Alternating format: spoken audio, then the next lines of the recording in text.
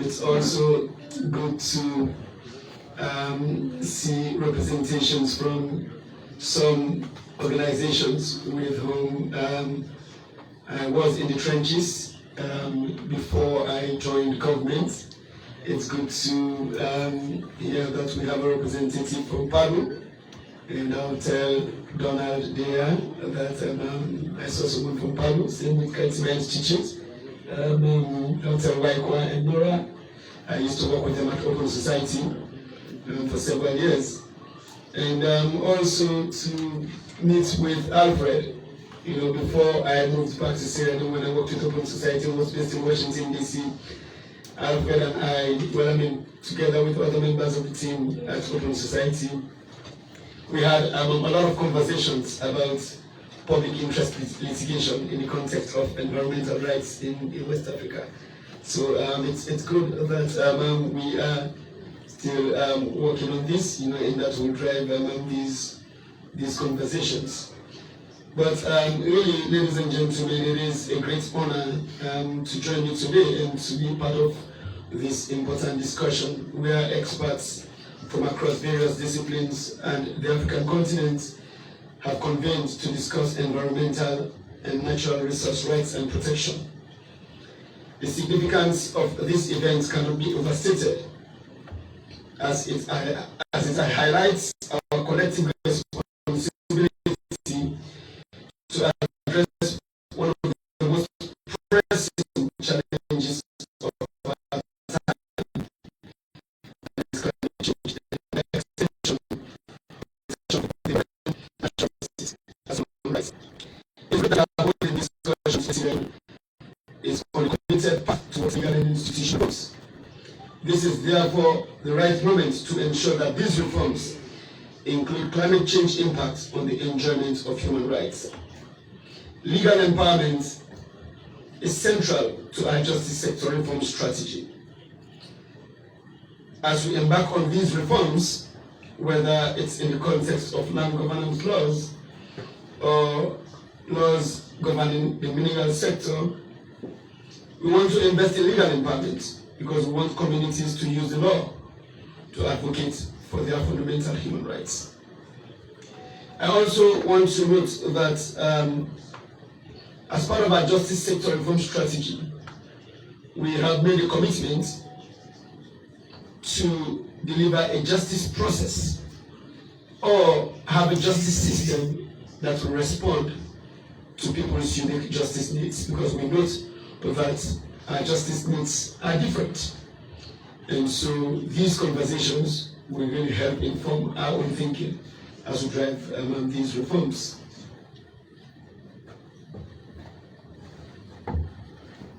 It is also great that we are holding these discussions at a time when Sierra Leone is taking prominent positions at the global stage on the issue of state obligations in the context of climate change. For Sierra Leone, climate change does not just mean hotter days and nights.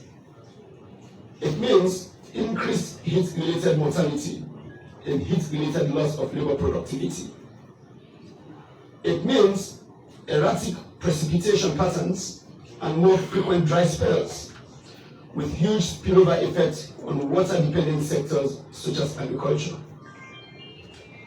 It means extensive floods, heavy storms, and landslides throughout parts of the country, which will take away lives, will destroy homes, and strain critical social infrastructure and healthcare services.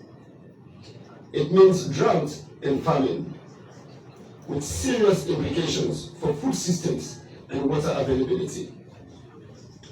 It means that Sierra Leone's coastlines will be permanently altered. People will be forced to leave their homes, and the most vulnerable communities will be exposed to acute food insecurity. This will worsen already challenging economic, social, and environmental conditions, with implications for political stability of the state of Sierra Leone. You will know that the International Tribunal on the Law of the Sea recently issued its advisory opinion on the subject of state obligations in respect of damage caused to the marine environment. Sierra Leone was one of 7 countries in Africa and the only country in West Africa that participated in these ICLOS proceedings. On the 21st of May 2024, the tribunal's judges unanimously affirmed that state parties to the United Nations Convention on the Law of the Sea, quote, have the specific obligations to take all necessary measures to prevent, reduce, and control marine pollution. I am proud to have led Sierra Leone's legal team and made our country's submissions in these historic proceedings before the Law of the Sea Tribunal. In December 2024, Sierra Leone equally joined several states to make submissions for another advisory opinion before the International Court of Justice. Sierra Leone's submissions raised several questions for the ICJ, including the human rights impacts of climate change. It is Sierra Leone's position that there is a strong interconnection between climate change and the enjoyment of human rights. It is our position that environmental or climate issues are human rights issues. We note that since 2008, the United Nations Human Rights Council has adopted a series of resolutions underscoring that the current climate crisis directly threatens the enjoyment of human rights. The Human Rights Council recognized in one such resolution, 4121, that climate change imperils the full and effective enjoyment of a range of human rights, including the right to life, water and sanitation, food, health, housing, self-determination, culture, and development. The Council stressed that states must, in all climate change-related actions, fully, quote, respect, promote, and consider their respective obligations on human rights, quote. In its advisory opinion on the environment and human rights, the Inter-American Court of Human Rights reaffirmed the, quote, undeniable relationship between the protection of the environment and the realization of other human rights, in that environmental degradation and the adverse effects of climate change affect the real enjoyment of human rights. In 2021, the Inter-American Commission on Human Rights and the Office of the Special Rapporteur on Economic, Social, Cultural, and Environmental Rights adopted Resolution number 3/21, which expressly recognized that states, quote, must incorporate a human rights approach, unquote, in their legislations on climate change and for the effective protection of human rights. The United Nations General Assembly recognized that climate change is one of the most pressing and serious threats to the ability of present and future generations to effectively enjoy all human rights. In its 2021 report, UNICEF also stressed that the climate crisis is a child rights crisis, reporting that approximately 1 billion children are at extremely high risk of the impacts of climate change, and warned that unless we invest heavily in adaptation and resilience of social services for the 4.2 billion children born over the next 30 years, they will face increasingly high risk to their survival and well-being.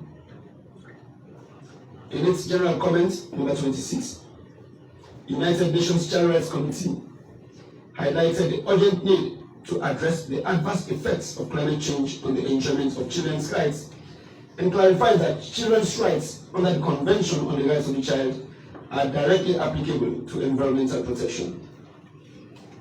Among other things, the committee expressed that states owe a heightened duty of care toward children who are far more likely than adults to suffer serious harm.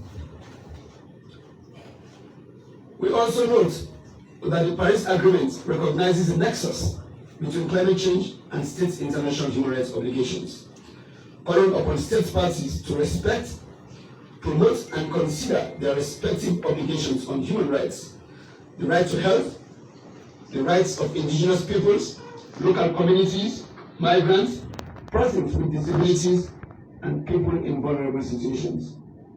This provision means that states should both, one, consider human rights as a reason to act on mitigation, adaptation, and loss and damage in response to the climate emergency, and two, ensure that all actions are consistent with their human rights obligations, especially in relation to populations in situations of vulnerability or marginalization. Ladies and gentlemen, climate change is without doubt a human rights issue. Indeed, it may well be one of the greatest threats to human rights the world has ever experienced. It is based on all of these that we noted in our submission to the International Court of Justice that climate change threatens the enjoyment of a broad range of human rights, but not limited to life, right to health, right to privacy, family life, right to water, right to conscious life, right to education, right to an adequate standard of living, including housing, right to a clean, healthy, and sustainable environment, right to development, and right to self-determination. We noted these in light of their particular and explained what steps national human rights law to prevent the harmful effects of human-induced climate change and minimize the risks thereof. It is our hope, ladies and gentlemen, that the jurisprudence from these advisory opinions, that is one by the Law of the Sea Tribunal as well as the International Court of Justice, that will help enhance our discussions on the home front and provide guidance for us on how we ensure a human rights-centered approach to our response to climate change. On that note, ladies and gentlemen,